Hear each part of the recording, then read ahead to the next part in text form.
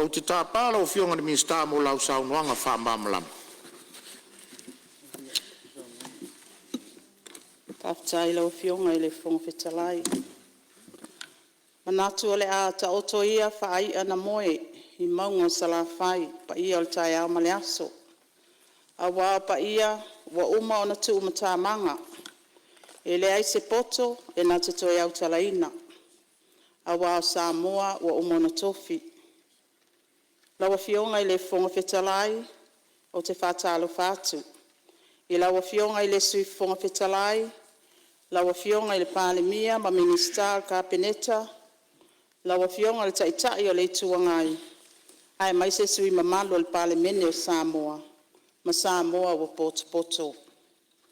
O le vi inga e fo i le atua i lana tausinga, o momoli mai ailo o tau soifua ma so mātou wola i le nei aso. Pa malo le soifua ma le langi mama. Lawa fionga i le fonga fetalai o te tula i atu ma le whaalo alo. E folasia le tula fono tau whaofi mo te unga o le tula fono o le whatupe tu tono Samoa lua ono. E pei ona lausi la fia o le whatupe tu tono Samoa o lo whatino ina se tasi o matafa ioi tā ua. I le puipuia o le mautu o le tamau ainga ma le tūlanga tau tupe o le malo. E au fia ai le whatinoina o whainga whaavai tau tupe o le matai tuina o whaalapo te putonga tau tupe ma whaatu mauina o le mautu o le vaenga tau tupe ma le puipuinga o le saunga le mu ma le lelei o whainga tau tupe o le malo. O whata o to mai ilo ilonga mga luenga tau toe fuata inga o tūla fono le malo. Le mana o mia o na toe teu nisi o aia inga o tūla fono, o whaltupe tu tono Samoa. Ina ia mua, wha malo sia, pulenga lelei, male manino o ngā luenga whaatino o whaltupe tu tono.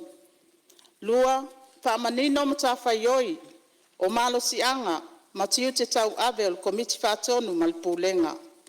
Tolu, wha malo sia le tu totasi o whaltupe tu tonu, ele whatino ina o ana matafa ioi whaaltu la fono. Whaaleleia awala, e tali atu wai le whaltupe tu tonu, ile malo matangata lau tele. Lawa fionga ile fonga fetalai, a ole iau talai na atu waenga le nei tu la fono, e mua na whailoa ngā luenga o mai e whatino. Wa tau nuu wai le tu la fono tau whaofi, mo teunga le tu la fono, ua folasia atu nei. E lei whaingo fia le ngā luenga na whea ngai ma ofisa e pito i tonu i ai le nei tu la fono. E a mata mai le mata ngā luenga o tupe, o le whale tupe tu tono Samoa, o le ofisa lo Yesili, whapea le komisio toi fuata inga o tu la fono Samoa. Lawa fionga i le fonga fetalai. A vea foi le nei ava noa e whamanino ai nisi o vaenga tā ua. O nei mai tau wina o lo ABC pea inisi o tangata. Mo le silafia, o le matafa ioi o le IMF, taipei o isi tato paanga o ati nai. O le lango, matu ina mai fautuanga i vaenga o lo lato silafia, e te tau na ave iai le whamuamua. Ai pei tai, o lo iai foi tato o ofisa tu tutonu, o la lato matafa ioi o lo silsila i whapita uli whaloto i whale o Samoa. Ia po root causes po afuanga. O i nai afua mai ai lona swinga whainga whaavai, se ia o mai swinga whaltu la fono e ono mana o mia. O lau sila fia foi, o whamoe au tu o tu la fono al malo Samoa. E mole puipuinga o tangata anu u Samoa. E au fia ai ma le puipuinga o le tamau ainga o le malo tutu o tasi o Samoa. Lawa fionga i le fonga fetalai, e fia wha manino, le wā whea loa i o le malo Samoa ma le IMF, a wale no fosila fia. Matafa ioi lau tele al IMF i tono al whainga tau tupe wha malo, o le matai tuina, ma le iloiloina o tūlanga tau le tamau ainga. Wha pele tuina atu so soani wha pitoa.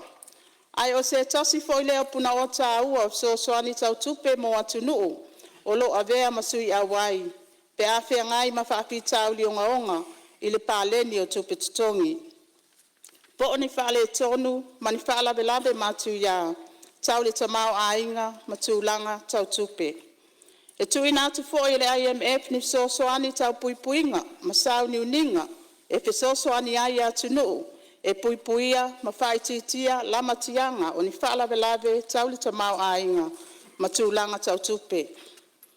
E pei ona uwha manatu fontanga taluai al palemene mamalu, ina ne isatia le maa ave le fua, ai o loo manino lava le vafe aloa i male ngā lue whaatasi al malo Samoa, e tau ala atu il minista o tupe, male kapeneta, male whaala potputonga le IMF.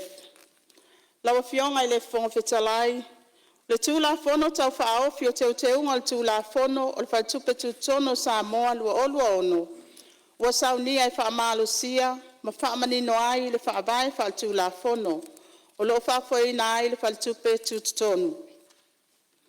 O tau teunga au tū wa fuafuaina, o le a oto ina atu, e au fiai vaenga nei, mo mua, whaamalo sia le pūlenga le lei, ma le manino o ngā luenga whaatino, a le whaitupe tutonu, e ala i le tu SSA o matafa ioi, o malo sianga, ma tiu te tau ave o teitai fono, komiti whaatonu, komiti o sueina o tusi, ma le kovana, malana pūlenga. Lua, teu le tūla fono, ina ia toi au fiai le ofisile o pūlenga, o le mtanga luenga o tupe, e avea masui o komiti whaatonu, e tu saai malona tōwhinga, po le ex-official, a iai ni tapula patino ilona awai, maana matafa ioi. Tolu, whamanino nafa o komiti whaatonu, i le vava ainga au te tele, pūlenga le lei, ma le mawhai o natali atu, i ona tiu te tau ave, ai whenga i pea le kovana, ma le whaafoina o matafa ioi, ale whale tupe tutonu, i lalo le tū la fono i aso whai pea. Wha, o whesuia inga ia inga o vaenga i whaatino ina o tawalumanga, mo le tofinga o le avanoa kovana, whaapea ma vaenga, e mawhai ai o na ilo ana ngā luenga whaatino, i taimi whaatapulaa, mo le tofinga, ma vaenga ese, e ono whaamuta ai le au nanga. Lima, wa whautua ina fo i whesuia inga ia inga, o vaenga mo tawalumanga, mo le tofinga o teitai fono, o komiti whaatonu, ma le komiti, o le sueina o tusi, e au fia ai ma taimi whaatapulaa o nei tofinga, ma vaenga e mawhai ai o na whaamuta nei tofinga. Ono, suinga ina ia mawhai ai le komiti whaatonu, o na tōwhia le sui kovana, po le kovana lango, e tau aveina tofi o le kovana i se taimi le tū mau, ma whaalau i loa whaalaua i tele, pe a mai a le taimi o le konkarate al kovana. Fitu, te unga i mawhai ai o na tau a le minista o tupe, nisi o li poti e whaitupe tutonu, e pei o li poti tau tupe ma li poti o tamau ainga, i taimi whaatapula aina. O le nei pautuanga e morisila fia, ai o lo ta oto pea komiti whaatonu, le pule ma whai unga, ma so o se whai unga i tūlanga nei e tusa mal tūla fono.